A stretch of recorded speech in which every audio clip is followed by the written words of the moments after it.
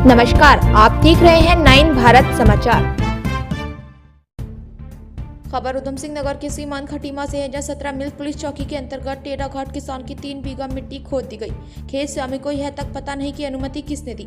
आखिरकार खटीमा में मिट्टी खनन माफिया का कारोबार इस तरह फल फूल रहा है कि उन्हें ना तो प्रशासन का डर है, ना ही जिसके खेत से मिट्टी खोद रहे हैं उनके किसका कोई डर है।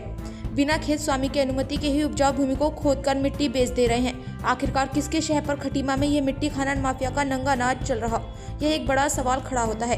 खेत स्वामी पहुंचा अपनी गुहार लेकर उप जिलाधिकारी रविंदर बिस के पास। साथ ही खेत स्वामी का कहना है कि मेरे खेत में 2 जेसीबी से मिट्टी खनन का कार्य चल रहा था।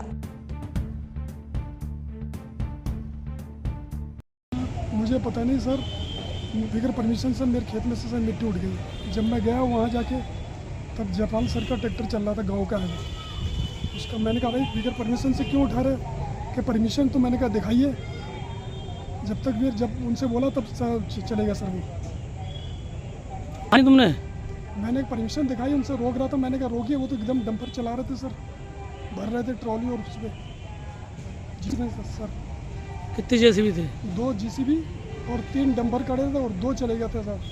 2 ट्रैक्टर थे, एक ट्रैक्टर खड़ा है जयपाल का गांव का और एक ट्रैक्टर का मुझे पता नहीं किसका चल रहा है। मुझे पता नहीं किसका परमिशन किसका नहीं सर। जो मौके पे मैंने देखा है जयपाल का ट्रैक्टर चल रहा था सर। बोला एसडीएम साहब ने कहा कि कोतवाली में जाइए। मुझे क्या सर, मेरा खेत बराबर हो गया मुझे और उससे क्या सर। आपका नाम? रामेश्वर सिंह सर।